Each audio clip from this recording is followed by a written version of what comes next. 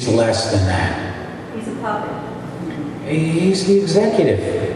You can think of it like your county. You know, like the county commission is your legislature. The sheriff is the executive.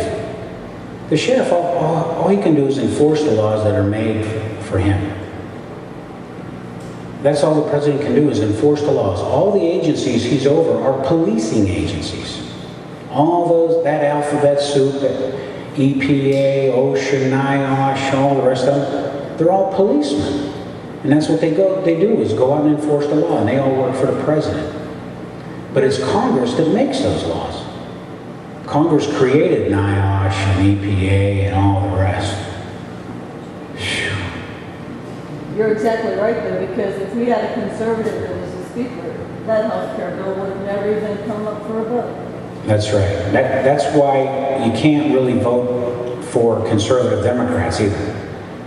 Because they might say they're going to vote, you know, for this bill or that bill or the other bill, but that bill ain't never going to come up for a vote. As long as his coalition is control of the gavel, it's never going to come up for a vote because she controls the calendar. I forgot, I'm glad you brought that up.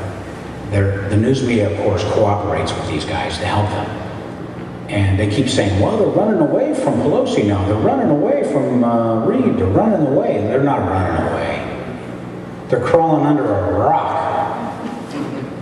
And what they're doing is they're trying to just fool enough conservatives to vote for them so that they can vote for Pelosi and Reid again. See, they know it doesn't really matter what your congressman believes. I know that sounds crazy. All that really matters is what the speaker believes. So it's just like me and you. It doesn't matter what we believe, it matters what our congressman believes. But if you take it another step, it doesn't really matter what he believes, it matters what the guy he elects believes, which is the speaker. So we're just constantly electing layers. And it's the top layer that has the ultimate hammer, if you want to think of a gavel that way. That's correct. He can veto a bill, but he can't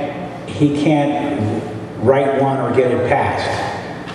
But even then, if Congress has a big enough majority, they can override his veto. And they can also stop funding everything else they're doing. They can just stop writing checks. And so they have a lot more power over the president than the president has over them. In all of these primaries that we're going to go home and check out, you have Republicans, true conservatives stepping forward, taking the heat. The old guard Republicans fighting that tooth and nail. What's your take on that? How are we going to build a coalition? Well, we just started, remember. The Tea Party is basically brand new, and it's going to take a couple of cycles.